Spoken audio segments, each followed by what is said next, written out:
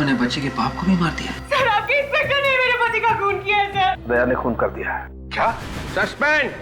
अबे क्या अभी? देखिए, दया को कुछ भी नहीं मालूम है, ये सब किसी और ने किया है।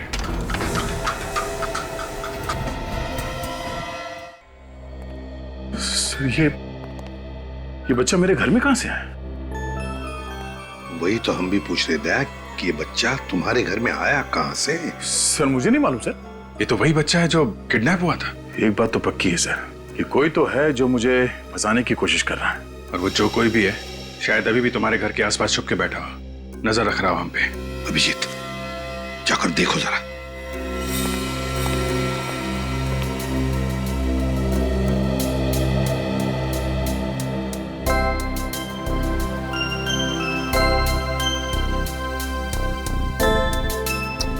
कितना प्यारा बच्चा, इसे किडनैप करने की कोई सोच भी कैसे सकता है?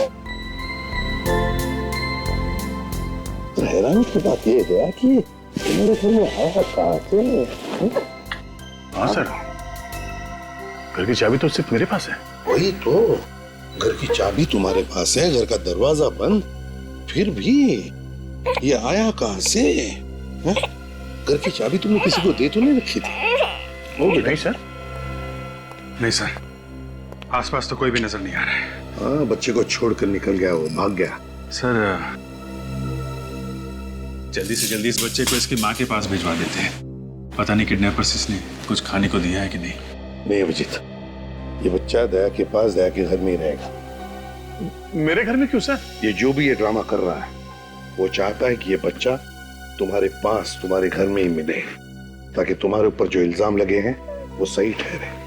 मगर सर मैं दया, मैं जो कह रहा हूं सही कह रहा हूं।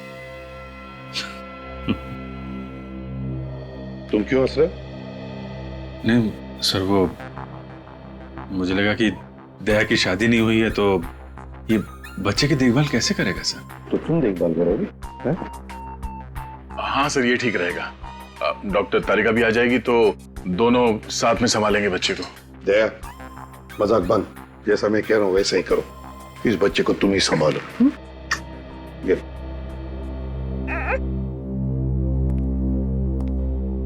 सर, दया को फंसाने का प्लान उस बंगले में से ही शुरू हुआ है जहां पे खबरी ने दया को बुलाया था। इस बच्चे के बाप गगन की लाश वहां पे मिली, प्रभात भी वहीं पे था सर। अगर कुछ सुराग मिलेगा तो उस बंगले में ही मिलेगा। हाँ अभिजीत, बंगले में ही चलते हैं।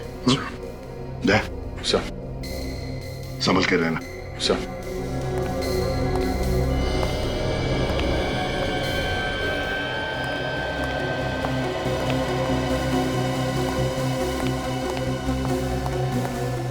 कुछ मिला अभिजीत? नहीं सर, पूरा गार्डन यहाँ वहां सब जगह खोद डाला है, प्रभात की लाश कहीं नहीं मिली। Damn it! अगर इस प्रभात की लाश मिल जाती ना तो कितना आसान हो जाता दया को बेकसूर साबित करने के लिए। सर दया ने खुद कहा था उसने प्रभात को यहीं पे गोली मारी है, तो लाश गई तो गई कहाँ? कोई छोटी मोटी चीज तो है नहीं कि कोने में छुपा के रख दी। वही तो मालूम है अभिजीत, मालूम है, लेकिन अभिजीत मेरा दिल कहता है कि हमसे कुछ छूट रहा है, कुछ तो छूट रहा है। अगर कोई छोटा मोटा सबूत भी मिल जाए ना तो दया को बचाने के लिए तिनके का सहारा बन सकता है। अभिजीत, जहां पर गगन की लाश मिली वहां पर चलो, चलो आ जाओ जल्दी।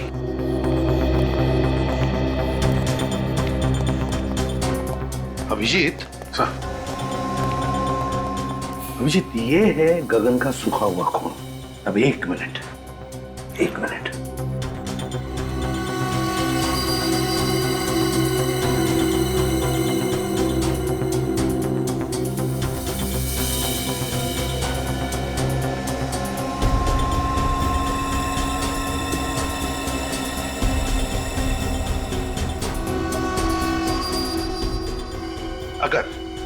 अगर गगन यहां पर खड़ा था और उस पर गोली चली तो गोली लगते ही उसके शरीर में से जो खून निकलेगा उसकी चींटें इन दोनों दीवारों पर तो उड़नी चाहिए। यहां देखो, दोनों दीवार पर एक भी खून का चींटा नहीं। कैसे? क्या खूनी ने दोनों दीवारें अच्छी तरह से साफ कर ली? साफ कर दिए होंगे तो क्या हुआ सर, हमारे पास स्प्रे है ना, उसे मार के देख लेते दीवार पे खून था या नहीं। हाँ?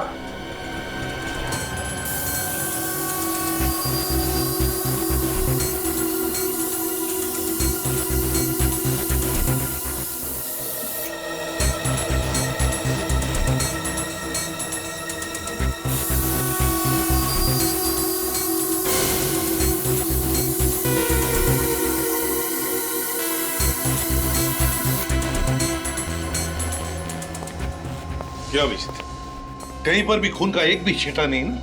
नहीं सर। इसका मतलब समझ में आ गया? हाँ सर, गगन यहाँ पे खड़ा नहीं था। जब उसे गोली लगी लेटा हुआ था यहाँ पे, बेहोश लेटा हुआ था। अभिजीत, गगन कहीं और बेहोश पड़ा था। खूनी ने उसे वहां से लाकर के यहां डाल दिया और फिर उस पर गोली चलाई। मगर किसकी गन से गोली चलाई? दया की गन से। दया वहां पर बेहोश पड़ा था। खूनी ने दया की गन ली और यहां आकर के गगन को गोली मारी और सारा इल्जाम हमारे दया पर आ गया। लेकिन कहां पर रखा था गगन को बेहोश?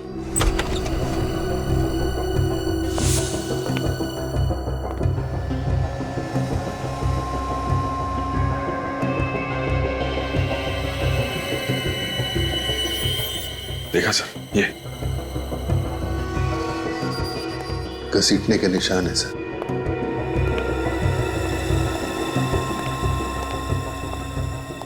यहाँ पे रखा गया था इस गगन को।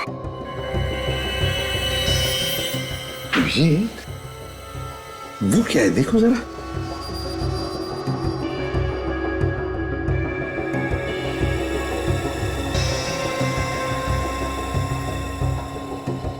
भूसा,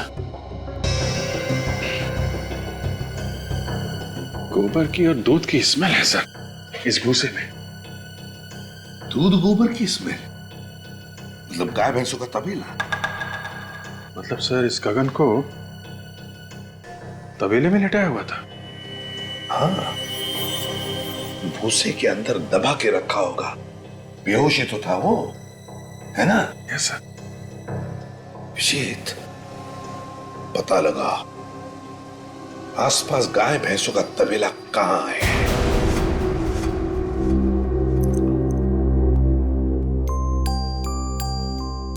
अरे यार, अरे मेरा बच्चा सोया नहीं, क्या कर रहा था? नींद नहीं आ रही क्या? अरे बहुत रात हो गई, सो जाओ सो जाओ सो जाओ सो जाओ सो जाओ बच्चा, सो जाओ।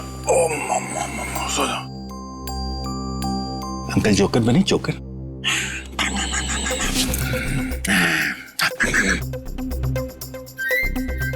डायपर गीला तो नहीं हो गया? हो मेरे बच्चे का डायपर गीला हो गया। ले ले, अभी अंकल आपका डायपर चेंज करेंगे।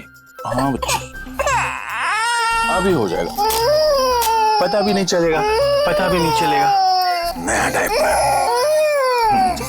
अब अंकल आपको पैंट पहनाएंगे।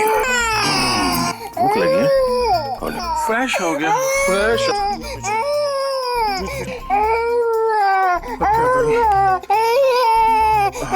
अंकल आएंगे, सब ठीक कर देंगे। यार अभिजीत, मुसीबत में फंस गया हूँ यार। नहीं कोई खतरा नहीं है, कोई खतरा नहीं। ये बच्चा अपना यार ये सो नहीं रहा है, रोए जा रहा है, समझ में नहीं आ रहा क्या करूं। हाँ थैंक्स यार, आ जा। अभी अभिजीत अंकल आएंगे। अरे भैया, आजकल तुम्हारे दूध में बड़ी मिलावट हो रही है। क्या बात करते हो भैया? मेरे तबेले के दूध में मिलावट? ऐसा हो ही नहीं सकता। आपको गलतफहमी हुई भैया। गलतफहमी नहीं, जो सच है वही कह रहा हूँ। अरे 20 साल से मेरा तबेला है मेरे बाप। सर, बंगलों के आसपास सिर्फ यही एक तबेला है। हो सकता है गगन को बंगलों में रखने से पहले गगन को इस तबेले में रखा गया। देखो, अगर तुम मुझसे इस तरह से बात करोगे तो मैं तुम्हारी शिकायत कर दूंगा। कर दे। क्या हो रहा है भाई साहब यहाँ पे? हाँ? आपको देखकर लगता नहीं साहब आप दूध लेने आए हो। सही बजाना, हम लोग सीआईडी से। सीआईडी? अच्छा हुआ साहब आप लोग यहाँ पर आ गए। ये आदमी अपने दूध में मिलावट करता है। दूध में मिलावट करता है? ये झूठ बोल रहा है साहब। नहीं साहब, आप चाहे तो चेक कर लो। ठीक है हम निपटते हैं, तुम जाओ। हाँ साहब, मैं जा रहा हूँ, पर इस आदमी को आप छोड़ना मत। हाँ तुम जाओ, नहीं छोड़ेंगे। अच्छा ये बताओ कि गगन का नाम सुना है तुमने? मैं किसी गगन को नहीं जानता। फोटो दिखाओ जरा। ये गगन, जानते हो इसे? 3 दिन पहले इसका खून हुआ है। मैंने इस आदमी को भी नहीं देखा साहब। देखो, मारने से पहले से जहाँ रखा गया था उस जगह पे हमें भूसा मिला है, और भूसा सिर्फ तबेले में हो सकता है। वो कोई दूसरा तबेला होगा साहब, कसम से। ठीक है, हमारे लोगों से पूछ लेते हैं। सुनो जरा, इसको देखा कभी? नहीं देखा। ध्यान से देखो। नहीं साहब। आगे देखते हैं। सुनिए जरा। मैं नहीं पहचानता। अरे भाई साहब सुनिए जरा।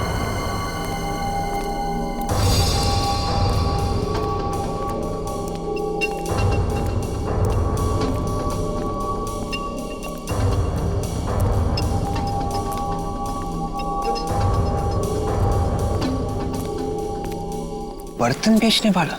ये बर्तन बेचने वाला इस वक्त यहाँ पे क्या कर रहा है? सर कहीं ये बर्तन बेचने वाला हेमंत ही तो नहीं है जो भेष बदल कर आया है? हो सकता है।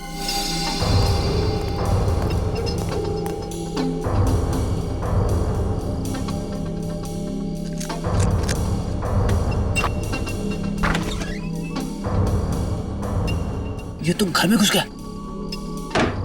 विवेक, एक काम करो, एसीपी साहब को फोन करो, उनसे पूछो क्या करना है। Hello sir. सर अभी अभी एक आदमी घर के अंदर घुसा है सर, और हमें शक है कि वो हेमंत ही है। सर आप लोग आ रहे हैं ना? ठीक है सर, हम लोग बाहर ही इंतजार करते हैं। आदमी को देखा क्या?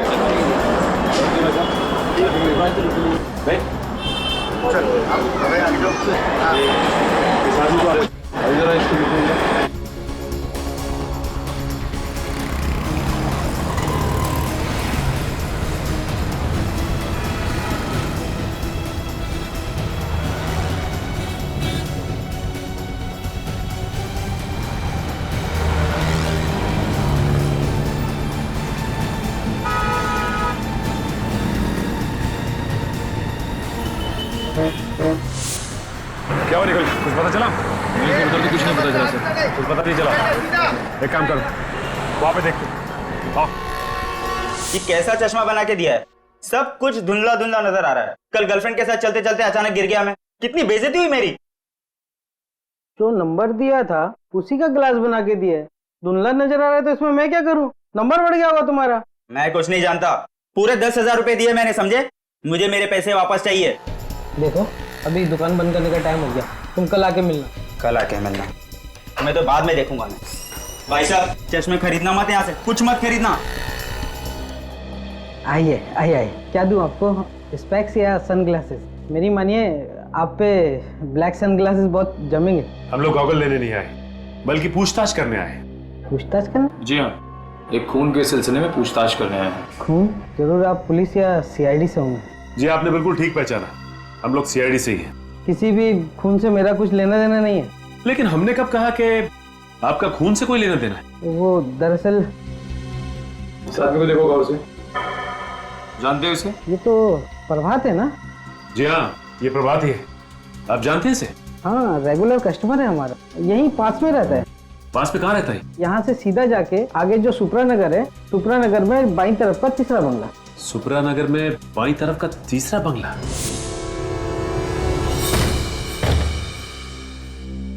निखिल, अब तक हमें प्रभात की लाश नहीं मिली है। इस घर का कोना कोना छान मारो, यहाँ जरूर कुछ ना कुछ मिलना चाहिए।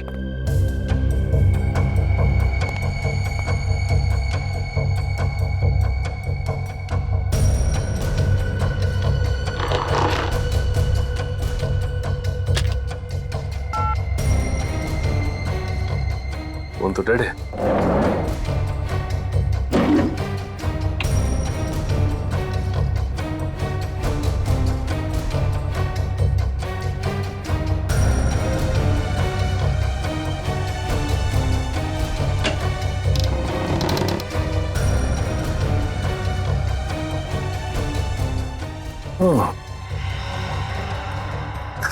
बच्चों का झूला और ये बच्चों के खिलौने। इसका मतलब बच्चे को किडनैप करके यहां रखा गया था, और इसीलिए गगन को भी यहां लाया गया।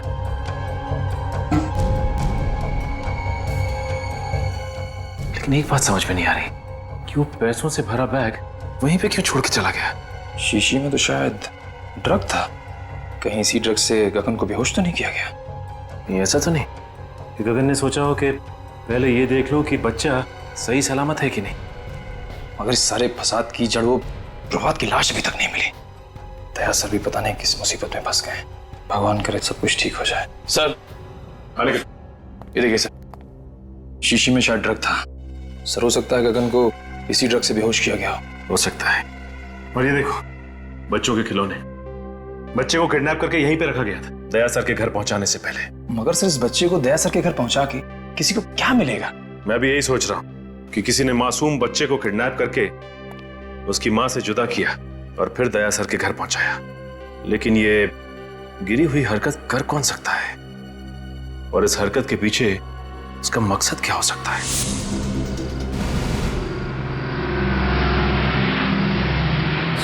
सर आ गए।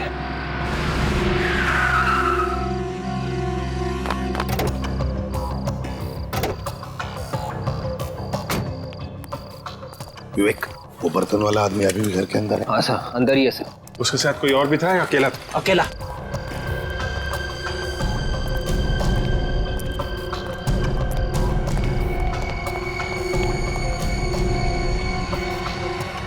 अभिजीत,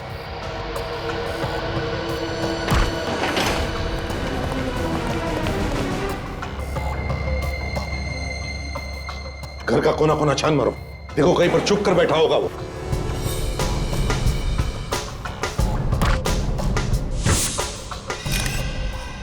सर,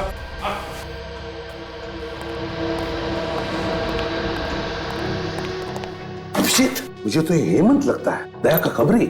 देखो जरा।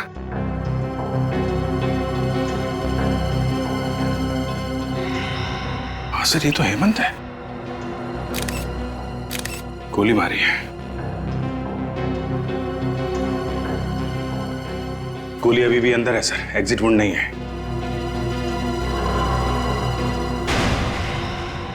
ये कौन है? अभिजीत, जरा पलटाओ इसे।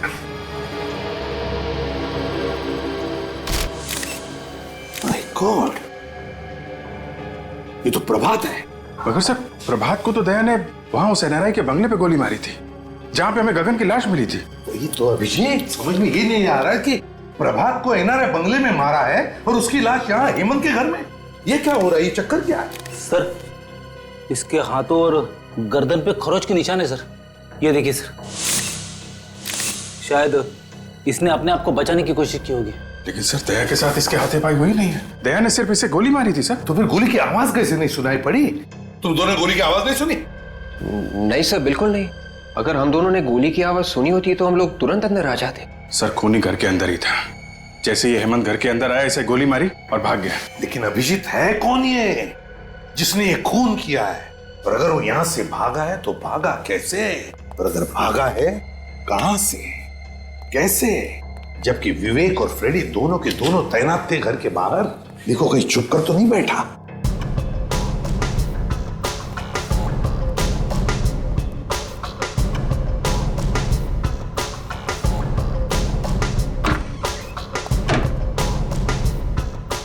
अभिजीत!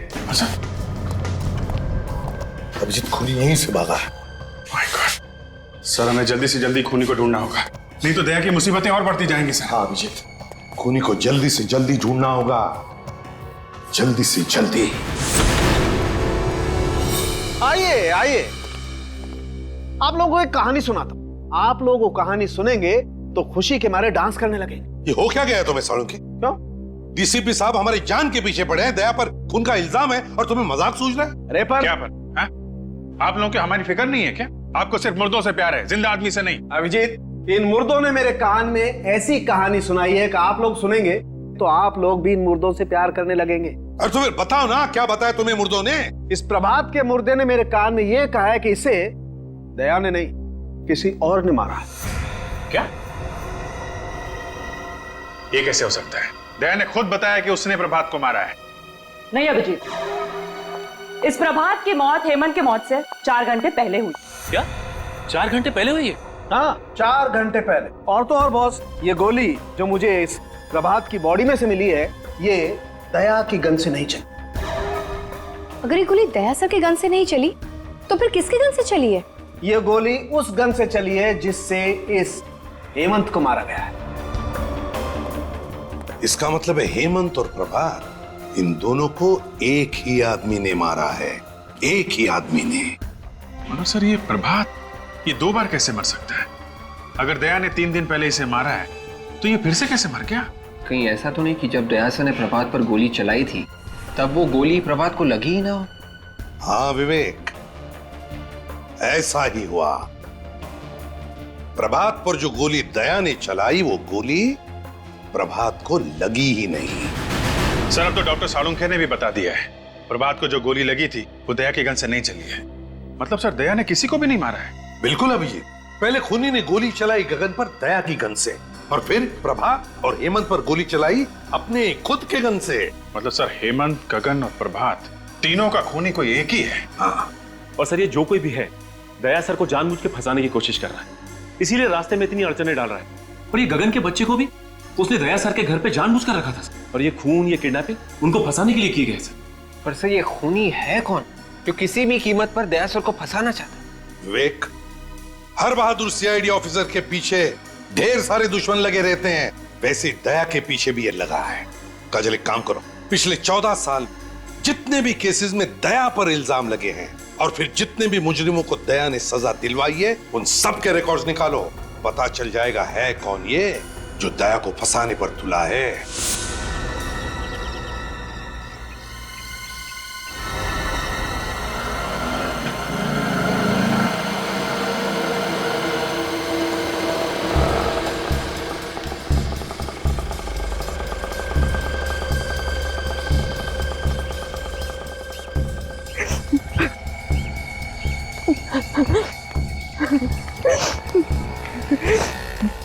तो जो बेटा बड़ा सियाना, गा के गाना है तुझे सुनाना।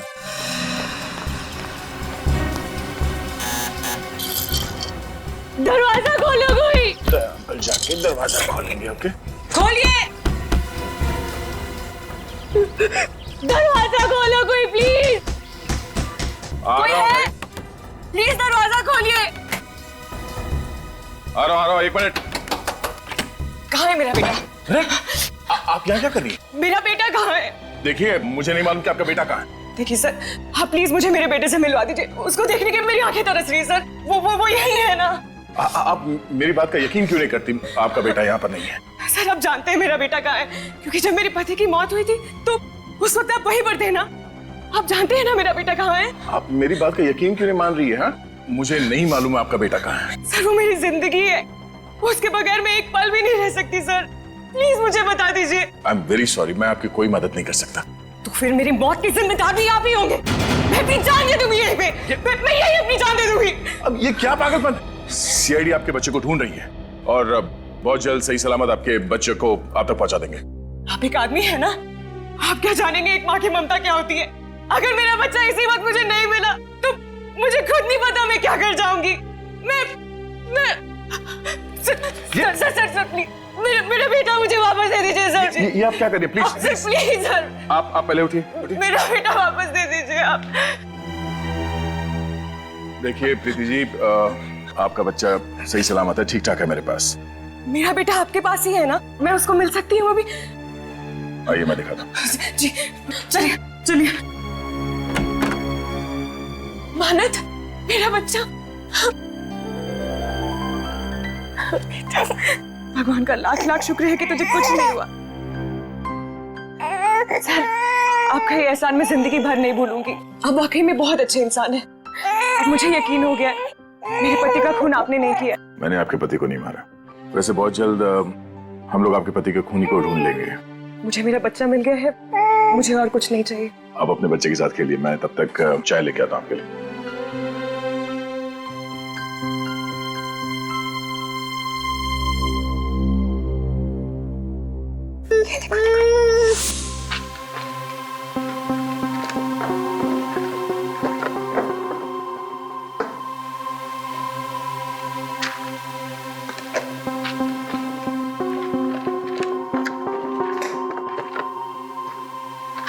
सर, हाँ, ये देखिए, इस फाइल को देख के लगता है कि दया सर को फंसाने की वजह इस केस से जुड़ी है सर।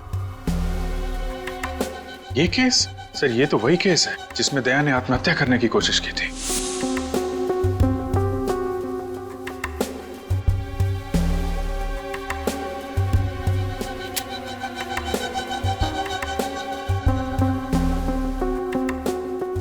अभिजीत, मुझे अच्छी तरह से याद है, इस केस में जो आदमी मरा था उसका एक बच्चा भी था, 14-15 साल का उस वक्त। इसका मतलब सर वो अभी 28-29 साल का होगा। कहीं ये वही बच्चा तो नहीं जब दया से अपने बाप की मौत का बदला ले रहा? सर, लेकिन इस फाइल में तो लिखा है कि दया सर बेकसूर है। सचिन, लिखा हुआ कुछ भी हो, लेकिन जब किसी के दिल में किसी के बारे में दुश्मनी बैठ जाती है तो बैठ जाती है, वो बदला लेकर ही रहता है। इस बच्चे के दिमाग में ऐसा ही जहर घुसा है दया के खिलाफ विवेक, आपके केस के सारे फोटोग्राफ्स लेकर आओ। Yes sir. क्या हुआ? अभिजीत, उन फोटोग्राफ्स में कुछ तो है जो हमने मिस किया है। सर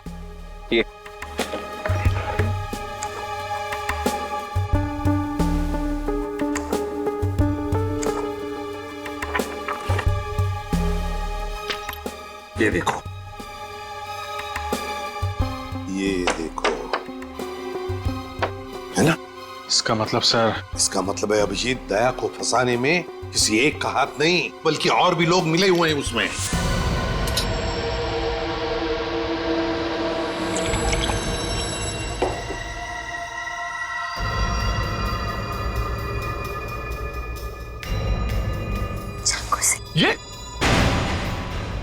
ये क्या कर रही हो तुम? ये कोई तरीका बच्चे से खेलने का? और ये चाकू तुम्हारे पास कहां से आया? मेरा बच्चा है, जैसे सुलाओ। तुम्हें इससे क्या? और ये चाकू कहां से आया? ये तुम्हें बताना मैं जरूरी नहीं समझती। काम करो, दया को फोन करो।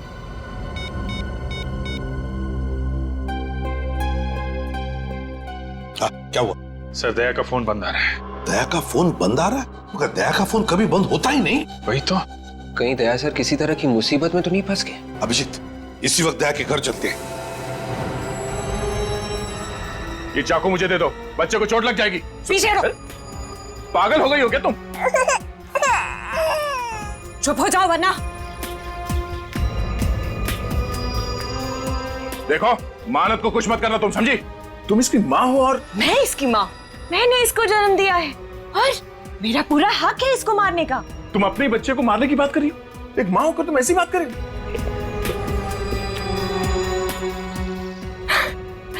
मैं मजाक कर रही थी।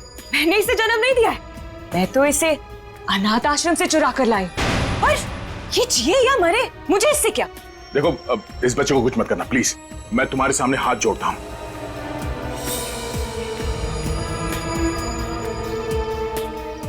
मैंने तुमसे कहा, मैं तुम्हारे सामने हाथ जोड़ता हूं। देखो, एक हटो। बच्चे से दूर हो जाओ तुम प्लीज। मेरा कुछ नहीं कर सकते। मेरे साथी तुम्हारे घर के बाहर बंदूक लेकर खड़े, समझे तुम?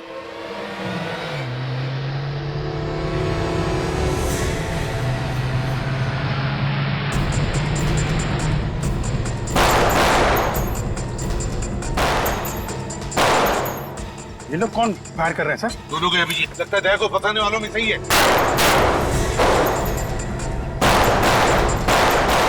गोलियों की आवाज, लगता है मेरे साथ ही आ गए। अब तुम्हारे साथियों की खैर नहीं। ऐसा नहीं हो सकता। ऐसा हो रहा है बात।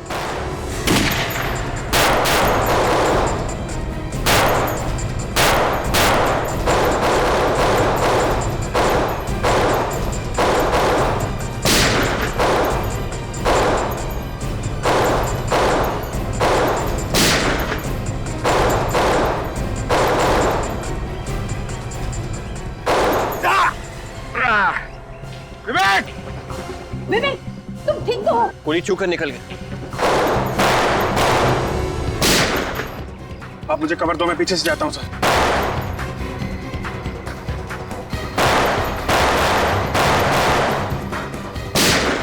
बेहतर यही होगा कि चाकू मुझे दे दो। नहीं। प्रीति, ये चाकू मुझे दे दो। नहीं दूंगी मैं। पीछे हटो।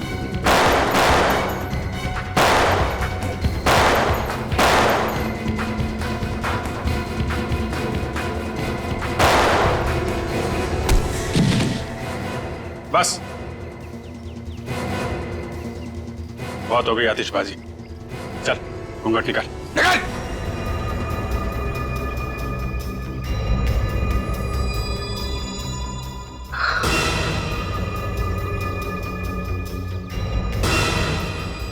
जतिन, माला, तुम लोग? हमारे पास और कोई रास्ता नहीं, ये चाकू मुझे दे दो। पीछे हटो तुम। मान लो दया की बात और दे दो अपना चाकू।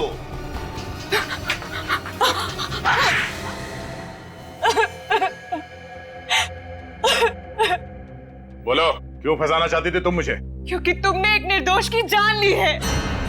मैंने निर्दोष की जान ली? किसकी बात कर रही हो तुम? आज से 14 साल पहले की बात है।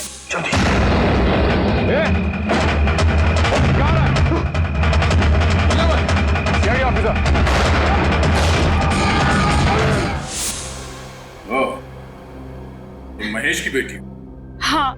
मैं 15 साल की थी जब तुमने मेरे पापा को गोली मार दी। तब से बदले की आग में जल रही हूँ। दिन रात मेरे दिमाग में यही बात चलती रही। इंस्पेक्टर दया की मौत। अदालत ने मुझे बेगुनाह मान लिया था। अदालत मुझे कुछ नहीं समझ आता है। मुझे तभी सुकून मिलेगा जब तुम्हें मैं ऊपर भेज दूंगी। तो मुझे मारकर तुम्हारे पापा वापस आ जाएंगे? ये क्या समझेगी दया? तुमसे बदला लेने के लिए इसने अपने पति तक का खून कर दिया है। वो मेरा पति नहीं था, वो उस खबरी हेमंत का दोस्त था बस। हेमंत का दोस्त? और प्रभा, जब दया ने उस पर गोली चलाई तब उसने बुलेट प्रूफ जैकेट पहन रखी थी, है ना? जब दया को लगा कि प्रभात मर चुका है तो वो फोन लेकर दूसरे कमरे में गया।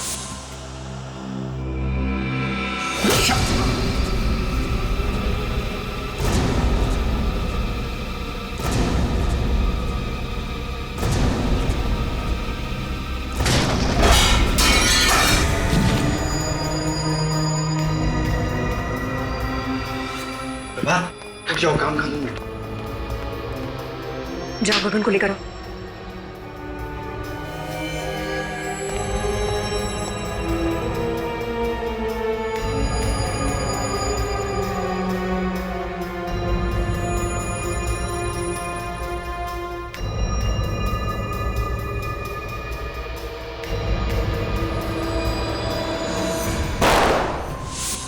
उस दिन तुम्हें बेहोश करने के बजाय मैंने मार दिया होता तो मेरा बदला पूरा हो जाता। हाँ, बदला पूरा हो जाता शायद, मगर मैंने तुम्हारे और प्रभात के घर के फोटो देखे और तुम्हारे घर के फोटो में वही बच्चे का खिलौना देखा जो प्रभात के घर में भी था। और तुम्हारा प्लान मेरे समझ में आ गया और तुम्हारे इस प्लान में तुमने अपने भैया और भाभी को भी शामिल कर लिया। वाह रे, ये मेरे भैया भाभी नहीं है। ओहो, तो ये भी असली भैया भाभी नहीं है, हैं? चलो, असली हो या नकली कोई फर्क नहीं पड़ता, तुम्हारे साथी तो है ना।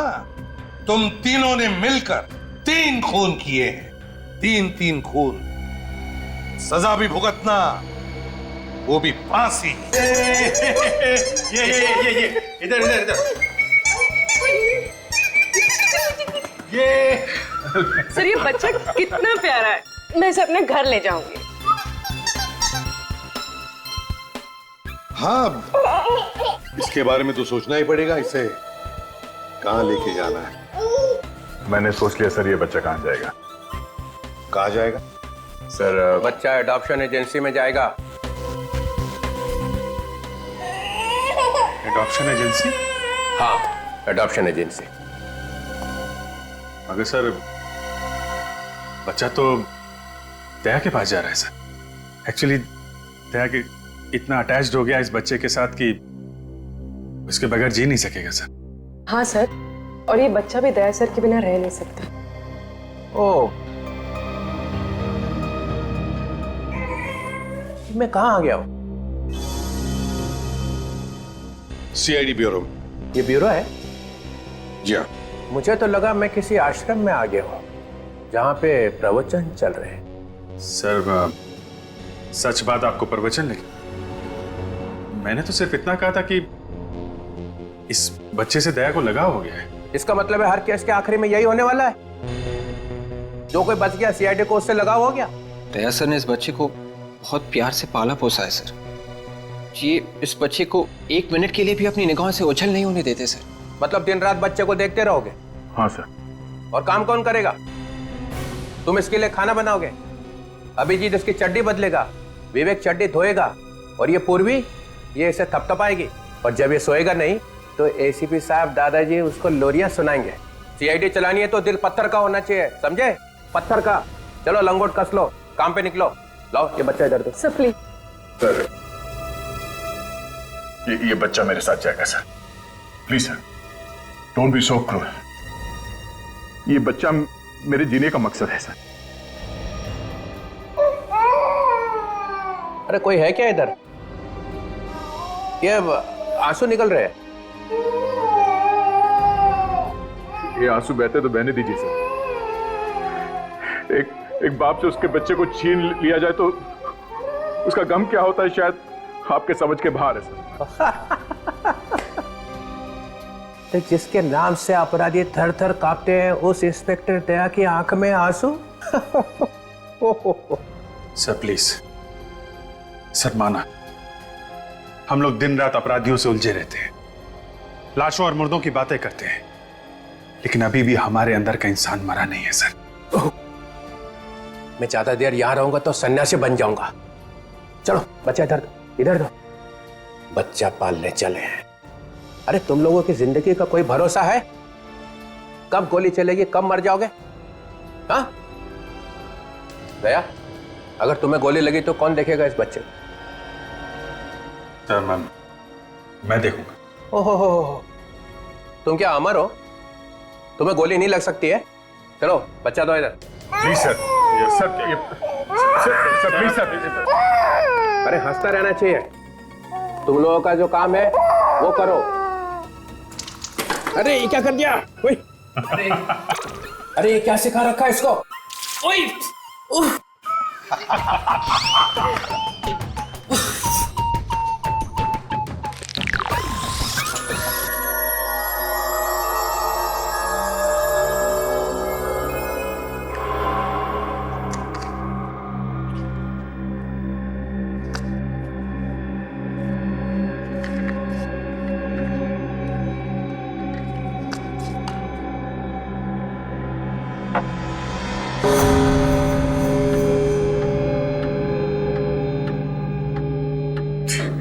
ये घड़ी की आवाज कितनी डरावनी है ना कोमल।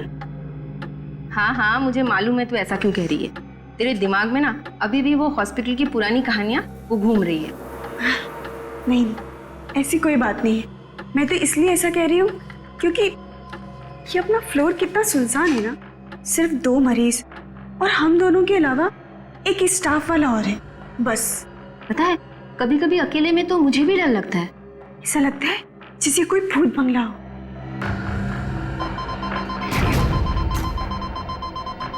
कोमल एक इमरजेंसी है फर्स्ट फ्लोर पे, मैं अभी आती हूँ। हाँ।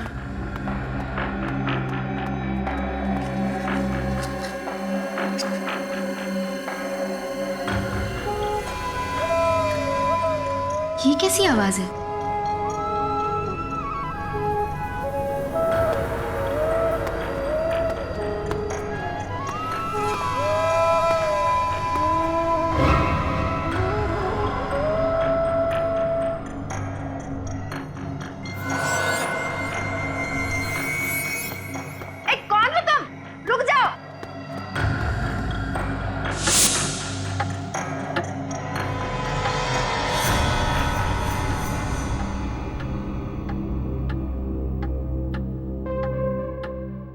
ये काम अधूरा छोड़कर कोमल कहाँ चली गई? कौन हो तुम?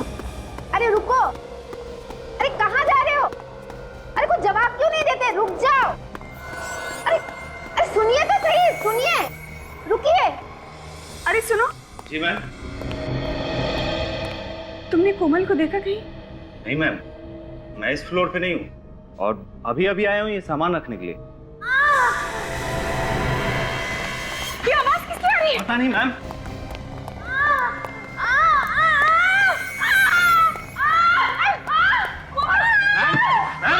मैम क्या हुआ मैम?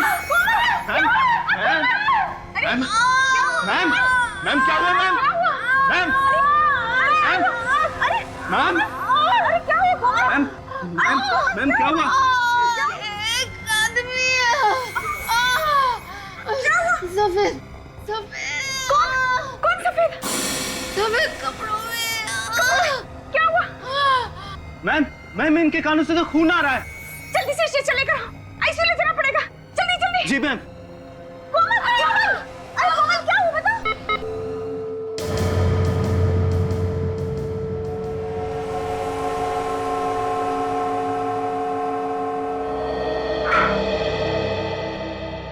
सारी कोशिशें बेकार गई।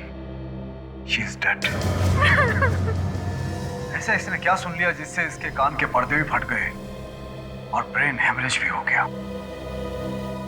इसके दिमाग में कोई बीमारी थी, इसने कभी ऐसा कुछ नहीं बताया था। सर उस कॉरिडोर में ही कुछ हुआ था, वरना ये तो ठीक ठाक थी। जब तुम्हें ऐसी हालत में मिली थी इसने तुमसे कुछ कहा था? नहीं सर, मुझसे तो कुछ भी नहीं कहा था, लेकिन हाँ एक आदमी से डरी हुई थी और कह रही थी कि उसे कोई आदमी दिखा था जो सफेद कपड़ों में लिपटा हुआ था।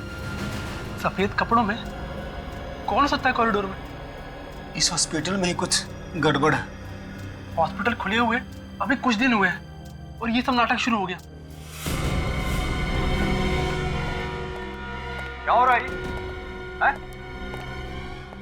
अपनी जबान पे काबू रखो और कोई भी इस तरह की अफवाह मत फैलाओ। सर, सबको मालूम है यहाँ पे पहले दिमाग का हॉस्पिटल था। इस तरह की घटनाओं की वजह से ही ये हॉस्पिटल बंद हुआ था। सुना तो मैंने भी था, उस वक्त भी ऐसे कुछ लोगों की मौत हुई थी। तुम लोगों को शर्म नहीं आती इस तरह की बातें करते हुए? जिस थाली में खाते हो उसी में छेद करते हो। सर, हमें डीन से ये सब कुछ बातें कर लेनी चाहिए। हाँ, लेकिन इसे ब्रेन हेमरेज हुआ कैसे?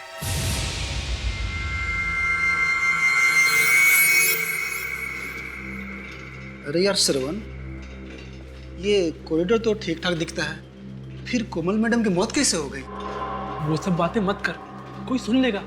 हमें क्या लेना देना है उस बात से? लेना देना है, आखिर उसकी मौत अचानक कैसे हो गई बिना किसी वजह के? रात को 4 बजे ये सब बातें डिस्कस कर रहा है तू? आसपास कोई हो सकता है। कहाँ पे? मैं बोल भी नहीं सकता हूँ, वो सुन लेंगे तो नाराज हो जाएंगे। तुम्हें ना यार पक्का डरपोक है।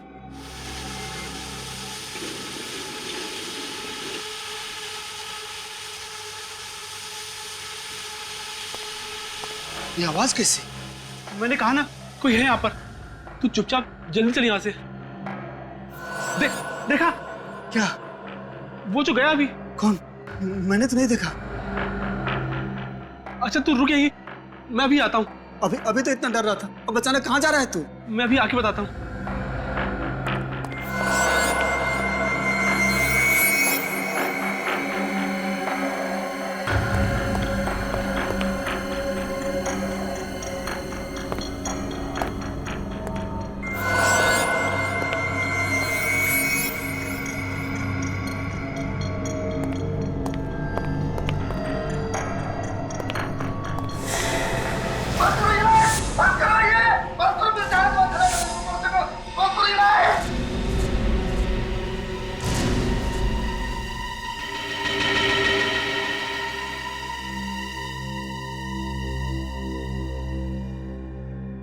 समझ में नहीं आ रहा। श्रवण के कान के पर्दे फट गए और कोमल के भी, और फिर दोनों को ब्रेन हैमरेज हो गया था। जो साइकियाट्रिस्ट इसे चेक करके गया है, वो कह रहे थे कि इसके दिमाग में डर बैठ गया है। जब तक इसका डर दूर नहीं होगा, ये कुछ नहीं बता पाएगा। लेकिन मेरी समझ में नहीं आ रहा कि मैं लोगों को कैसे समझाऊं, क्या बताऊं उन्हें। चारों तरफ हॉस्पिटल की बदनामी हो रही है, लोग तरह तरह की बातें करने लगे हैं। सर, लोग ऐसे ही तरह तरह की बातें नहीं कर रहे। इस हॉस्पिटल में जरूर कुछ गड़बड़ है, मगर आप लोग बातें छुपाने की कोशिश कर रहे हैं। मुझे नहीं रहना यहाँ पे, मैं आज ही यहाँ से चला जाऊंगा, किसी दूसरे हॉस्पिटल में अपना इलाज करा लूंगा। प्लीज प्लीज, आप लोग इस तरह की उल्टी सीधी बातें करके मामले को तूल मत देना। देखिए, मैंने सीआईडी को इन्फॉर्म किया है, अब सच्चाई क्या है ये वो लोग ही ढूंढ निकालेंगे। हाँ, इसलिए ढूंढ निकालेंगे आप। दूध का दूध और पानी का पानी कर देंगे। Thank you sir, thank you, आप लोग आ गए। सर, मैं डॉक्टर ऋषभ, इस हॉस्पिटल का डीन, और यह है डॉक्टर केतन और यह है डॉक्टर दुष्यंत। सर, अब आप लोग ही बचा सकते हैं हमारे हॉस्पिटल को बंद होने से। बताइए क्या हुआ है? हमारे हॉस्पिटल की एक नर्स कोमल और एक वार्ड बॉय श्रवण, इन दोनों की मौत हो गई है। और ये दूसरा वार्ड बॉय चंदन, इसके कान के पर्दे फट गए हैं। श्रवण और कोमल, इनकी मौत कैसे हुई? कानों के पर्दे फटने से और ब्रेन हेमरेज से। सर, हमारी नर्स सारिका, इसका कहना है कि कोमल कॉरिडोर में भागती हुई आई और गिर गई। उसके दोनों कानों से खून बह रहा था और वो जोर जोर से चिल्ला रही थी। सारिका नाम है ना तुम्हारा? सारिका, कोमल ने मरते वक्त तुमसे कुछ कहा? सर, कोमल किसी सफेद कपड़े में लिपटे हुए एक आदमी के बारे में बता रही थी। क्या क्या बताया उसने? सर, पूरी बात बताने से पहले ही वो बेहोश हो गई।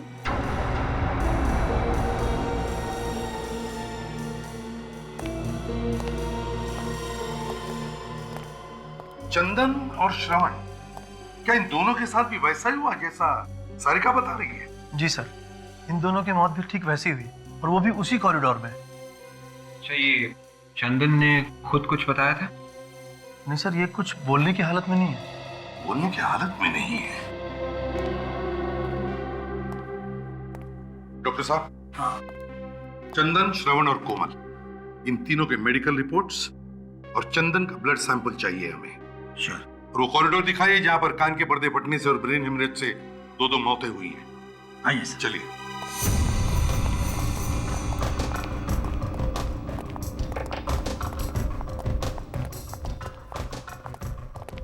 सर, यही वो कॉरिडोर है जहां दोनों घटनाएं हुई है। सारिका, तुम उस वक्त कहां पर थी? सर, मैं और कोमल सामने कैबिन में बैठे हुए थे सर। फिर कुछ देर के लिए मैं नीचे चली गई रिसेप्शन पर। जब वापस आकर देखा तो कोमल कैबिन में नहीं थी सर। तभी मैंने देखा कि वो वहां से भागती हुई आ रही है और उसके कान से बहुत खून निकल रहा था सर।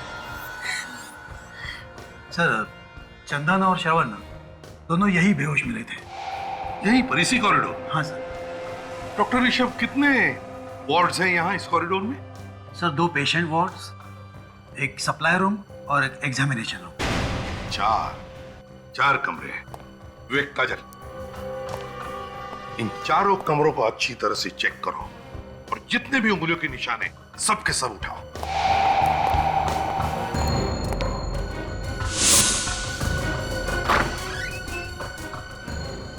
इसे एक बात बताओ, कोमल ने जो सारिका को बताया था उस सफेद कपड़े में लिपटे हुए आदमी के बारे में, क्या तुमने देखा है उसे? नहीं सर, सफेद कपड़ों में ऐसा कोई आदमी नहीं दिखा आज तक, मगर हाँ कभी कभी अजीब सी आवाज जरूर सुनी है। आवाज? जी सर। कैसी आवाज? सर, जैसे किसी पाइप में से कोई हवा पास हो रही हो।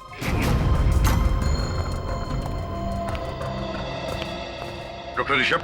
Yes sir. आपको हमारे साथ चलना होगा, आपसे कुछ जरूरी सवाल करने हैं।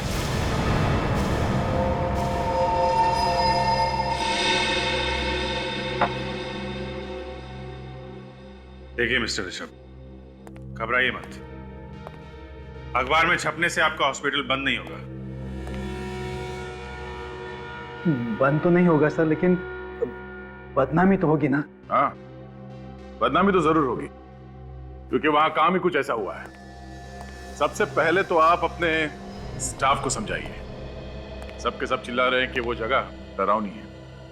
सर, मैंने बहुत समझाया उन लोगों को कि वो जगह डरावनी नहीं है, लेकिन 1970 में जब वहाँ दिमाग का हॉस्पिटल बना था, तभी से किसी ने अफवाह फैला के रखी है वहाँ। अफवाह? कैसी अफवाह? यही कि उस जगह में कुछ गड़बड़ है और इसीलिए वो दिमाग का हॉस्पिटल बंद कर दिया गया था। लेकिन उसके कुछ दिनों बाद हमारे चैरिटेबल ट्रस्ट ने फिर से परमिशन लेके ये हॉस्पिटल बनाया था। अब तक तो सब कुछ ठीक ठाक था, लेकिन अचानक ये मौत होने लगी। देखिए ऋषभ जी, ये मौत अचानक नहीं हो रही है। कोई है जो जानबूझ के ये खून कर रहा है। कौन हो सकता है वो सर? ये आप बताइए, आपको किसी पे शक है? सोच के बताइए। कोई ऐसा आदमी जिसे आपके हॉस्पिटल बंद होने से फायदा होता हो? हाँ सर, कुछ लोग तो है जिन्हें हॉस्पिटल बंद होने से फायदा होगा। कौन लोग हैं वो? कुछ बिल्डर्स है सर, जिन्हें हमारे हॉस्पिटल के बारे में सब कुछ पता है। क्या पता है? यही कि हमारा ट्रस्ट बिल्डिंग तोड़ के नया हॉस्पिटल नहीं बना सकता, मगर हमारे ट्रस्ट ने उसी बिल्डिंग को रंग और प्लास्टर करके ये नया हॉस्पिटल शुरू कर दिया है। उन बिल्डर्स को लगा होगा कि ये ट्रस्ट गरीब है, इसलिए अफवाह सुन के जगह छोड़ के भाग जाएंगे। ठीक है, आप जाइए, और हाँ, उस फ्लोर पे जितने भी मरीज हैं उन सबको वहां से हटा दीजिए। जरूर सर। चलो। इस हॉस्पिटल का इतिहास टटोलना होगा और बिल्डर्स के बारे में भी पता करो। कौन लोग हैं जो हॉस्पिटल बंद कराना चाहते हैं?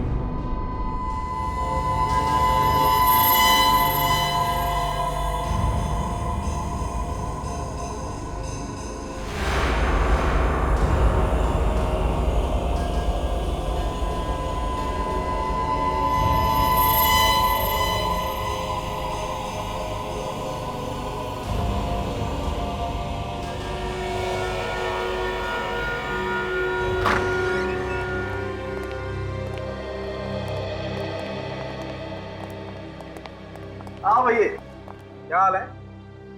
डिपेंड करता है आप क्या बताने वाले हैं। हाँ दया, मैं ये सोच रहा हूँ कि आखिर इन दोनों की दिमाग की नस कहाँ फटी और कैसे फटी। क्योंकि देखो, ये दोनों के दोनों जवान हट्टे कट्टे, तो फिर इन्हें ब्रेन हेमरेज हुआ कैसे? क्या दरअसल ब्रेन हेमरेज तो 40-50 साल की उम्र के बाद हुआ करता है। तो फिर एक बात पक्की है बॉस, इन दोनों के कान के पर्दे फट गए। सर हो सकता है इन लोगों ने कोई ऊंची आवाज सुन ली हो, जैसे कान के पास कोई बॉम्ब फट गया हो। एग्जैक्टली ऐसा ही हुआ है। वैसे भी इन दोनों की पोस्टमार्टम रिपोर्ट हमें ये बताती है कि इन दोनों को ना तो कोई कान की बीमारी थी और ना ही कोई ब्रेन हेमरेज होने के लक्षण थे। मगर सर, ऊंची आवाज से कान के पर्दे कैसे फट सकते हैं?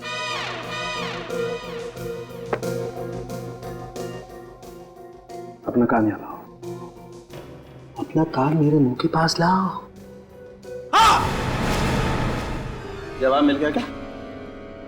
क्या बोला? ये तो गया। अरे क्या बोला? कुछ सुनाई नहीं दे रहा है। दया, ऐसी 4000 मेगाहर्ट्ज की आवाज अगर कान के पास क्रिएट की जाए तो कान के पर्दे फट सकते हैं। चाट बाजार? अबे चाट बाजार नहीं, 4000। फिर वही चाट बाजार। खाने की बातें यहाँ पे क्यों कर रहे हो सर? कहीं की बातें कहीं। आप मजाक कर रहे हो क्या? डॉक्टर साहब, मैंने आपसे कई बार कहा कि फ्रेडी के साथ रिस्क मत लो। हाँ यार, गलती मेरी है बस। सर, अगर हॉस्पिटल में इतनी जोर की आवाज हुई है तो और लोगों ने भी सुना होगा, मगर वहां पे तो किसी ने कुछ सुना ही नहीं। अब यार ये तो नहीं पता किसी ने वो आवाज क्यों नहीं सुनी, लेकिन ये बात पक्की है कि इन लोगों के कान के पर्दे इतनी ऊंची आवाज की वजह से ही फटे। और ब्रेन हेमरेज? ब्रेन हेमरेज कैसे हुआ सर? पूर्वी, इन दोनों का ब्रेन हेमरेज भी वही हाई फ्रीक्वेंसी साउंड की वजह से हुआ है। मैं बताता हूं, आओ। देखो दया, जिस ऊंची आवाज की वजह से इनके कान के पर्दे फटे हैं, उसी ऊंची आवाज की वजह से इनके दिमाग में एक किस्म का केमिकल रिएक्शन हुआ, जिसकी वजह से इन दोनों के दिमाग की नसें फट गई और इन दोनों का ब्रेन हेमरेज हो गया। मगर सर, वो दूसरा वार्ड बॉय चंदन, उसे ब्रेन हेमरेज क्यों नहीं हुआ? उसके तो सिर्फ कानों के पर्दे फटे हैं। ये भी पता चल जाएगा, जैसे उसकी ब्लड रिपोर्ट आएगी ये पता चल जाएगा। और वो जो उंगलियों के निशान मिले थे डॉक्टर तारिका हॉस्पिटल वार्ड के दरवाजे के ऊपर से, उसमें कोमल या श्रवण की उंगलियों के निशान मिले? नहीं, अभी तक तो नहीं मिले। मैं एक निशान से मैच करके देख रही हूँ।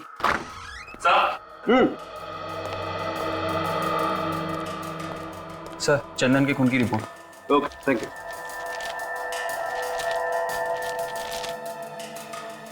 Oh my God! क्या हुआ सर? अरे यार, चंदन के खून में तो ऐसी ड्रग मिली है जो उसे ठीक होने ही नहीं देगी। इस चंदन को तो गलत दवाई दी जा रही है बॉस। ये दवाई हॉस्पिटल में दे रहा होगा कोई। फिर दवाइयां बंद करनी होगी, वरना वो कभी हमें सच्चाई नहीं बता पाएगा। छोड़ दो मुझे, जाने दो, छोड़ दो मुझे, छोड़ दो मुझे, जाने दो, छोड़ दो, छोड़ दो। ममता, इसे नींद का इंजेक्शन दो जल्दी। छोड़ दो मुझे, छोड़ दो मुझे, छोड़ दो मुझे, छोड़ दो मुझे, छोड़ दो मुझे, छोड़ दो मुझे,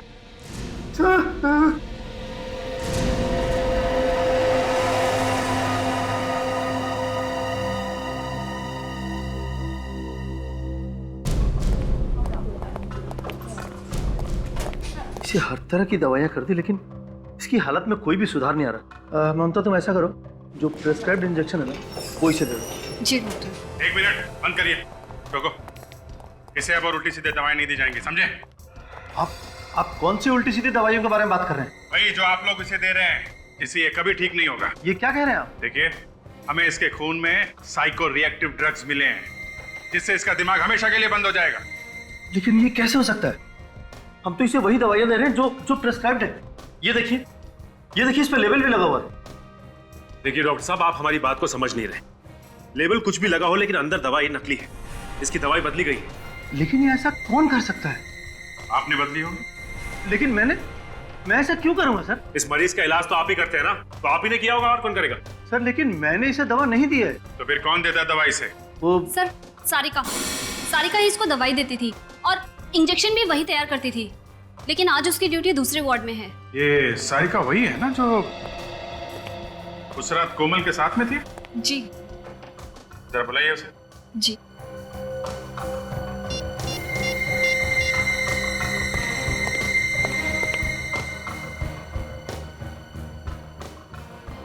सर वो फोन नहीं उठा रही है। सर कहीं वो भाग तो नहीं गई? सारिका मैडम से क्या हो गया? सारिका मैडम! क्या हुआ? सारिका मैडम! Oh no. देखो जरा। ये तो मर चुकी है। ओह, ये हथेली देखो, लगता है जहरीली पेन मारी गई है और नीला पड़ गया आसपास। काजल, अच्छी तरीके से बॉडी चेक करो।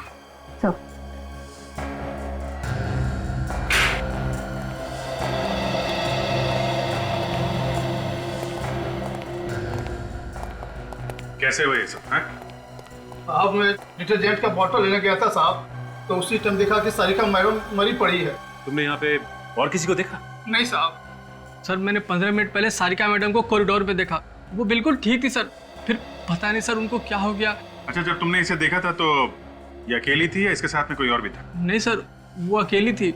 वो तो सर अपना हाजिरी बना के स्पेशल वार्ड में किसी मरीज का ब्लड प्रेशर चेक करने गई थी। मैंने भी उससे नई दवाइयों की फाइल के बारे में पूछा था, तब तक तो वो सही थी। फिर कौन मार गया उसे?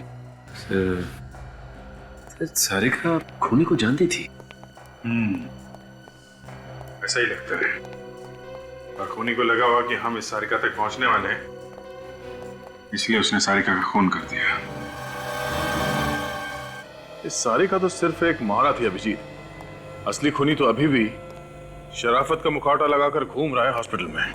इसके शराफत का मुखौटा उतारने के लिए कोई चाल चलनी पड़ेगी दया, क्योंकि खूनी को पता चल चुका है हम उस तक पहुंचने वाले हैं, इसीलिए उसने सारिका को मार दिया। सारिका के हस्बैंड से पूछताछ करेंगे, उसे कुछ ना कुछ तो मालूम होगा वो किसके लिए काम करती थी। मगर वो भाग गया, कभी ना कभी तो वापस आएगा ना। सर उस हॉस्पिटल का ब्लूप्रिंट मिल गया है सर, और ये वो फाइल है सर, इसमें उस हॉस्पिटल की पूरी जानकारी है सर।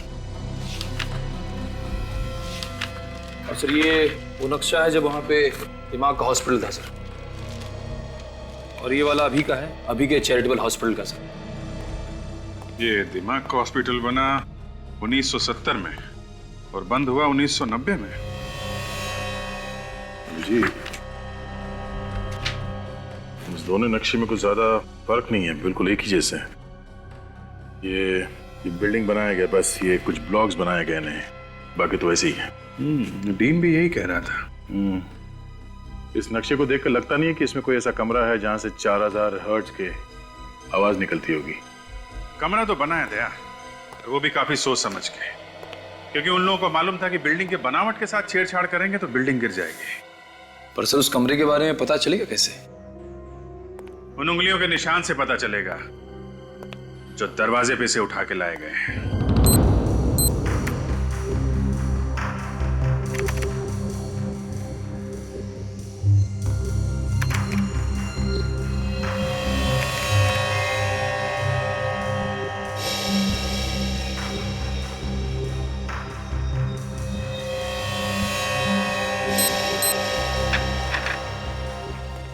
अभिजीत, हॉस्पिटल के उस कॉरिडोर में जितने भी दरवाजे हैं उन सब पर उंगलियों के निशान तो काफी है, लेकिन मरने वालों में से किसी की भी उंगलियों के निशान वहां पर नहीं है। कमाल की बात है, एक भी निशान नहीं है। नहीं, एक और कमाल की बात है, उस कॉरिडोर में एक कमरा ऐसा भी है जिसके दरवाजे पर सिर्फ 2 लोगों की उंगलियों के निशान है। और वो 2 निशान है किसके? विवेक और काजल के। विवेक और काजल की उंगलियों के निशान उस दरवाजे पे मिले? शायद हुआ ऐसा होगा कि खूनी ने जाते वक्त दरवाजे पर जितने भी उंगलियों के निशान थे सब साफ कर दिए, लेकिन जब काजल और विवेक कमरे में चेक करने के लिए पहुंचे तो उनकी उंगलियों के निशान उस दरवाजे पर रह गए। मतलब खूनी हॉस्पिटल का ही कोई आदमी है, और उन दोनों मरने वालों को जो कुछ भी हुआ है उस कमरे में ही हुआ है। शायद खूनी वहां छुप के बैठा होगा। मगर उस कमरे को विवेक और काजल ने बहुत अच्छी तरह से चेक किया और वहां पे ऐसी कोई चीज नहीं मिली जिसकी आवाज से कानों के पर्दे फट जाएं। फिर भी दया, फिर से चेक करना पड़ेगा वो कमरा। सर, 2 बिल्डर्स के बारे में पता चला है सर, जो दुआ कर रहे कि हॉस्पिटल बंद हो जाए और वो लोग उसे खरीद सके। अच्छा, कौन लोग हैं ये? एक है जयंत और दूसरा दामोदर। सर, ये जयंत वहाँ पे एक हाउसिंग सोसाइटी बनाना चाहता है और दामोदर वहाँ पे एक बड़ा सा मॉल बनाना चाहता है। तो फिर इन दोनों में से कोई है जो हॉस्पिटल को बदनाम करके फायदा उठाना चाहता है। एक अजीब बात और है सर। अरे तो पेट में क्यों छुपा रखा है? बता ना, क्या अजीब बात है? ये दामोदर पिछले 1 महीने से कर्नाटक में है, लेकिन जयंत उसी हॉस्पिटल में भर्ती है जहाँ पे ये सब हो रहा है। अच्छा, जयंत उसी हॉस्पिटल में है।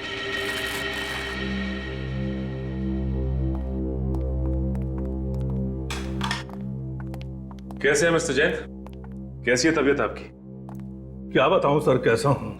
यहाँ खून हो रहा है, चारों तरफ डर है, मैं भी डरा हुआ हूं। हमें तो लगा कि आप बहुत खुश होंगे कि 2-4 लोग और मर जाएं और ये हॉस्पिटल बंद हो जाए, और हॉस्पिटल के बंद होते ही यहाँ पे आप एक नई बिल्डिंग खड़ी करते। सर, जैन बहुत बड़ा आदमी है, उसके साथ छेड़छाड़ करने से हंगामा हो सकता है, और फिर अगर न्यूज़पेपर में आ गया तो हमारे हॉस्पिटल की बदनामी होगी सर। तो अब क्या हो रहा है, हैं? अब क्या हो रहा है डॉक्टर ऋषभ? कोई कसर बाकी है हॉस्पिटल की बदनामी होने की? जो कुछ भी हुआ है ना, इसी कमरे में हुआ है, इसी कमरे में। सर, यहाँ तो मरीजों की जांच होती है। तो फिर इसका मतलब है बहुत सारे मरीज आते होंगे इस कमरे में। हाँ। तो फिर उनके उंगलियों के निशान कैसे नहीं इस कमरे के दरवाजे पर? क्या बिना हाथ लगाए अंदर घुस आते? क्या आप क्या कह रहे हैं? मैं भला ऐसा क्यों करूंगा? मैं कुछ समझा नहीं। इतने नासमझ तो आप लगते नहीं हैं। आप इस हॉस्पिटल की जमीन को खरीदना चाहते हैं ना, इसलिए हॉस्पिटल को बदनाम करने के लिए आपने लोगों का खून कर दिया। यहाँ का स्टाफ और यहाँ के मरीज हॉस्पिटल छोड़कर भाग रहे हैं, लेकिन आप है कि यहीं पे चिपके हुए। क्यों? मैंने खून नहीं किया। तो फिर हॉस्पिटल में मरीज बन के आने का आपका मकसद क्या है? मरीज हूँ तो मरीज बनकर ही आऊंगा ना। रेडी? या जितनी भी मशीन है, एक एक मशीन को अच्छी तरह से चेक करो, एक एक मशीन को। कोई भी चीज छूटनी नहीं चाहिए। वो चीज यहीं पर छुपी है जिसमें से वो भयानक आवाज आकर लोगों के कानों के पर्दे फटे, समझे? वैसे ये आपकी रिपोर्ट तो बताती है कि आपके दिल में दर्द उठा था और आप भागते हुए हॉस्पिटल चले आए थे, लेकिन हॉस्पिटल के डॉक्टर्स का कहना है कि आपके सीने में दर्द कुछ नहीं हुआ था, सब नाटक था। जब तक दर्द चला गया था। ओह, आपका दर्द चला गया, लेकिन आप यहाँ पे चिपक कर बैठ गए। क्यों? बोलती बंद हो गई ना? इस हॉस्पिटल में जो भी खून हो रहे हैं आपकी देखरेख में हो रहे हैं, और यहाँ तक कि कोमल और सारिका का खून भी आप ही ने करवाया है। ऐसी कौन सी चीज है वो? ये जो आपकी सारी मशीन है ना, सब खोल कर देखेंगे, पता चल जाएगा कहां से आवाज आती है। वो खोल के देखेंगे? जी हाँ। ये मशीनें खराब हो जाएगी सर, बहुत कीमती मशीनें हैं ये। आपकी मशीनें कीमती है या इंसान की जान कीमती है? कैसे डील है आप? कैसे डॉक्टर है आप? आपको ऐसे नहीं लगता कि पता लगाना चाहिए क्यों जाने जा रही है लोगों की? रेडी? ये सारी मशीन खोलने का हमारे पास सामान है ना? है ना सर, गाड़ी में लेकर आओ, और मजदूर भी लेकर आओ। कुछ तोड़ के देखना। तोड़ना है? सर, आप मानो या ना मानो, ये खून मैंने नहीं किए। तो फिर मरने से पहले सारिका इस वार्ड में क्यों आई? मुझे नहीं मालूम। हमेशा तो दूसरी नर्स आती थी, पता नहीं उस दिन वो क्यों आई थी। उस दिन कौन सी नर्स ड्यूटी पे थी यहाँ पे? ड्यूटी तो मेरी थी, पर सारिका यहाँ पे क्यों आई थी ये मुझे नहीं मालूम। ये तो हम पता लगा ही लेंगे, लेकिन जब तक ये केस सॉल्व नहीं हो जाता आपको इस हॉस्पिटल में कुछ और दिन आराम करना होगा। जी हाँ जी, बोलिए क्या चाहिए? हम लोग CID से। आप प्रतीक हैं, सारिका के हस्बैंड? जी। देखिए, एक अजीब बात पता चली है। जो आदमी हॉस्पिटल में मर्डर कर रहा है, आपकी वाइफ उसके साथ मिली हुई थी। शक था मुझे भी यही शक था। जरूर वो कोई गलत काम कर रही है। अगर आपको शक था तो आपने पूछा नहीं अपनी वाइफ से? पूछा था सर, लेकिन उसने कुछ नहीं बताया। चुप चुप के रोज फोन पे बातें किया करती थी किसी से। देखिए, मामला यहां तक पहुंच गया है तो आपकी इजाजत हो तो आपके घर की तलाशी लेनी पड़ेगी, क्योंकि खूनी अभी भी खुला घूम रहा है और हो सकता है सुराग आपके घर में ही। ठीक है, चेक करो। चल। ये किससे फोन पे बातें करती थी आपकी वाइफ? क्या बातें करती थी? कुछ पता नहीं चला सर, और एक दिन अचानक देखा कि उसके पास बहुत सारा पैसा आ गया। मैं तो इतना सारा पैसा देखकर चौंक गया था।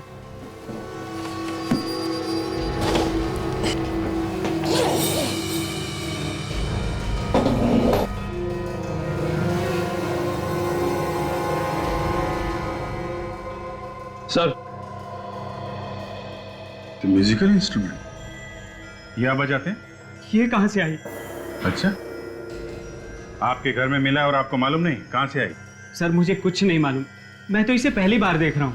सर, कहीं वही इंस्ट्रूमेंट तो नहीं है जिसकी अजीब सी आवाज उस कॉरिडोर में सुनाई देती थी? हो सकता है ये बजता था और लोग वहां पहुंच जाते थे ये सुनने के लिए कि क्या बज रहा है। मगर हाँ, कभी कभी अजीब सी आवाज जरूर सुनी। आवाज? जी। कैसी आवाज? सर जैसे किसी पाइप में से कोई हवा पास हो रही हो। यही है, वैसी आवाज जैसे उस मरीज ने बताई थी। ये सारिका किसके लिए काम कर रही थी?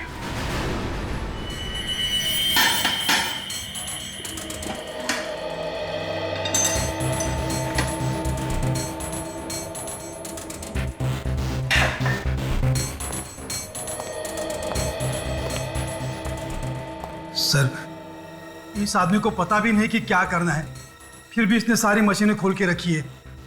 ये आदमी ट्रेन है क्या? ट्रेंड नहीं हूं, लेकिन गधा भी नहीं हूं, समझे?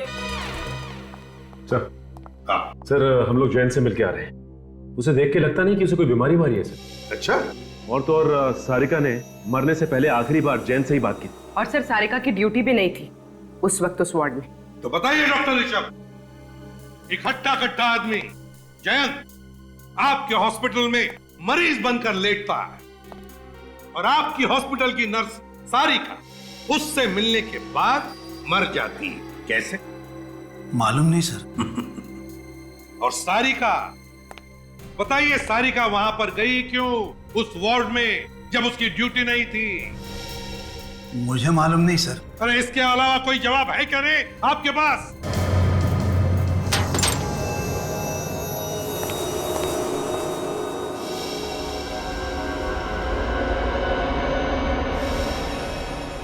सर,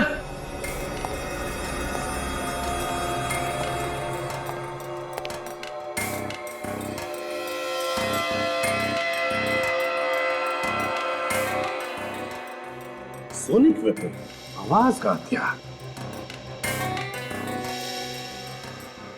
ये भी आवाज का हथियार, ये भी तीन आवाज का हथियार। कौन से हथियार सर? कौन से हथियार? ये वही हथियार है जिसमें से वो भयानक आवाज निकलने की वजह से चंदन, कोमल और श्रवण के कान के पर्दे फट गए। ये तीनों डिवाइसेस इस मशीन के अंदर कैसे पहुंचे? यही तो हम भी पूछना चाहते हैं आपसे डॉक्टर ऋषभ, ये तीनों के तीनों आवाज के हथियार इतने बड़े मशीन के अंदर कहां से आए? बताइए कहां से आए, बताइए। सर, ये देखिए सर, ये वायरिंग इस कमरे से होके उस कमरे की तरफ जा रही है। लेकिन सर वो आवाज इतनी जोर से हुई कि उन तीनों के कान के पर्दे फट गए, तो फिर वो आवाज हमें क्यों सुनाई नहीं दी? आपको क्यों नहीं सुनाई पड़ी? सचिन, बाहर मजदूर आए होंगे, बुलाओ उन्हें अंदर।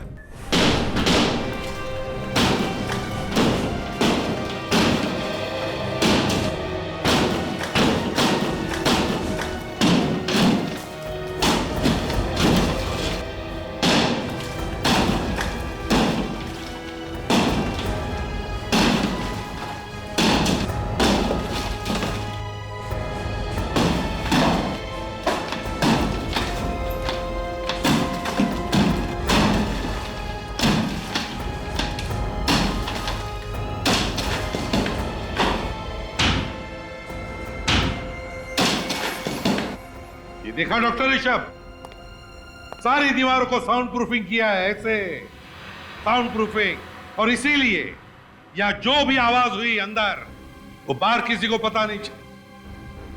सचिन अच्छी तरह से जाकर चेक करो, देखो, ढूंढो इसका स्विच कहां पर है। हाँ फ्रेडी, बंद करो अभी।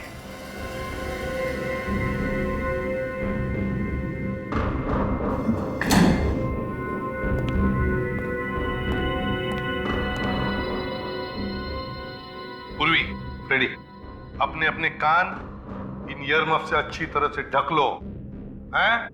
जरा भी लापरवाही हुई तो जान जा सकती है, समझे?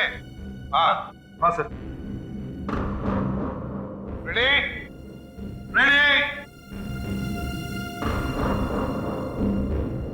सर, जरा सी भी आवाज सुनाई नहीं दे रही है। Very good, excellent.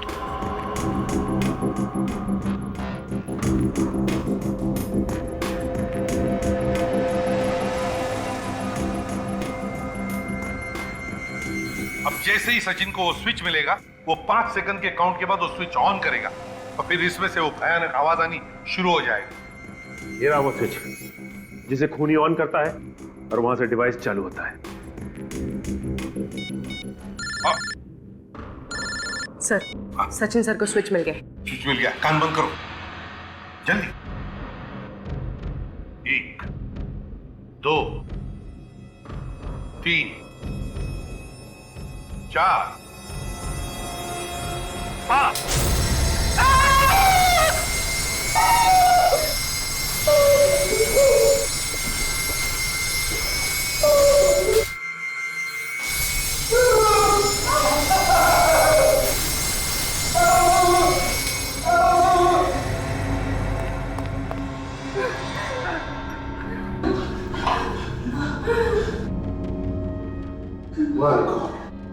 भयानक लाइट है, मेरा तो सिर अब भी घूम रहा है। सर मेरे कान गूंज रहे हैं। आप लोग ठीक तो हैं? कुछ हुआ तो नहीं? नहीं सचिन, हम लोग ठीक हैं, लेकिन इतना भयानक अनुभव था, भयानक। इससे पता चलता है कि इतनी दर्दनाक मौत हुई होगी उन लोगों की।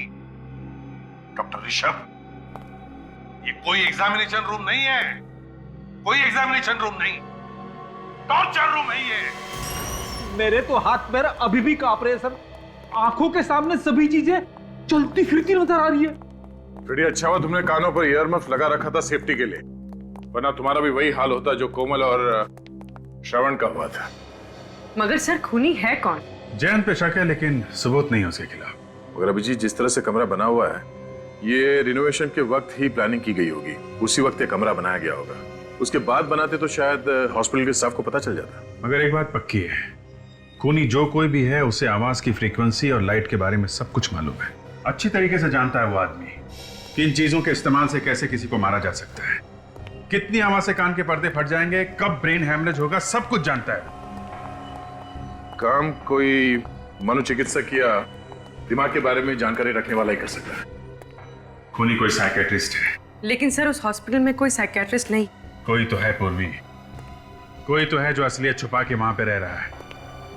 उसे बाहर निकालने के लिए कोई खेल खेलना पड़ेगा, कोई दिमागी खेल। ऐसे कब तक इंतजार करेंगे? कम से कम मरीजों के बारे में तो सोचो। सर, हमें और भी मरीजों को देखना है, हम लोग चलें? नहीं, एसीपी साहब का ऑर्डर है, वो लोग बस आते ही होंगे।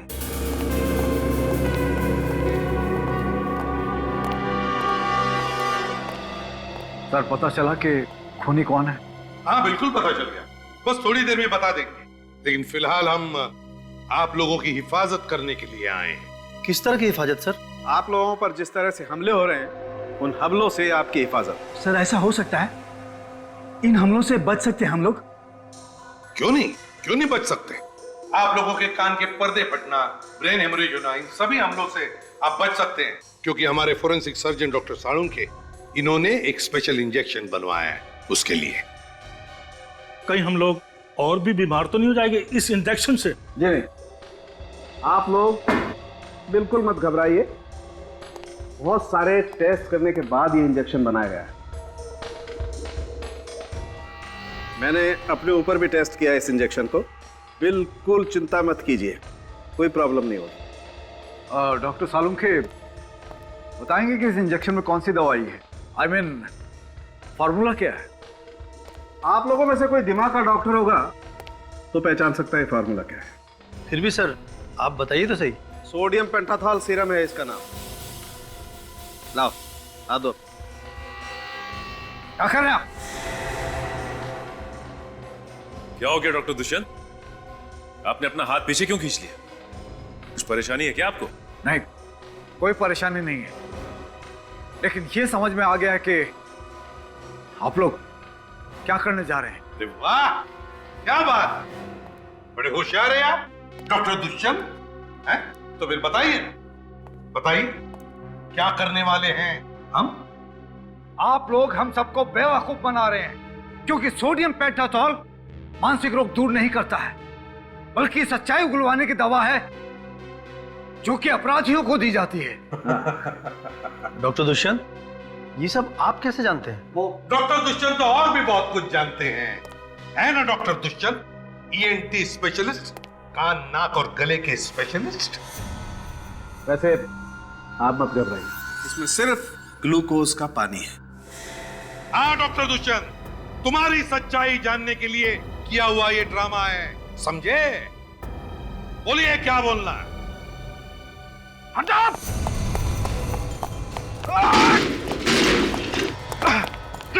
सॉरी डॉक्टर, अब भागने की कोई गुंजाइश नहीं है, चलिए। क्यों डॉक्टर दुष्यंत, है? क्या हुआ? थक गए? आपका क्यों? सर इसे ऐसी सजा देना जो जिंदगी में फिर कभी ऐसा गुनाह करने के बारे में सोचे भी तो रूह कांप जाए इसकी। तो बताओ क्यों किए ये खून तुमने? हॉस्पिटल बंद करवाने के लिए। एक डॉक्टर होते हुए भी हॉस्पिटल बंद करवाना चाहते थे आप? इतना घिनौना काम क्यों? क्योंकि किसी ने मुझे पैसों को लालच दिया था। वो जानता था कि मैं दिमाग का डॉक्टर हूं, बिना हथियार के मैं किसी का भी आसानी से खून कर सकता हूं, और इसमें सारिका भी मेरे साथ थी। तो फिर तुमने सारिका को मारा क्यों? क्योंकि उस तक आप पहुंचने वाले थे। मुझे डर था कि अगर उसने मुंह खोल दिया तो मैं मारा जाऊंगा, इसलिए मैंने उसे भी जान से मार दिया। पैसों की लालच वो किसने दिखाई तुम्हें? दामोदर ने। वो यहाँ पर एक मॉल बनाना चाहता था। और तुम भूल गए कि तुम एक डॉक्टर हो, जान बचाना तुम्हारा काम है, जान लेना नहीं। भूल गए तुम, पेशे से गद्दारी की तुमने, हिपोक्रेटिस की शपथ भूल गए तुम, 3-3 खून किए। अब जेल में सड़ते बैठना, फांसी का ऑर्डर आने तक।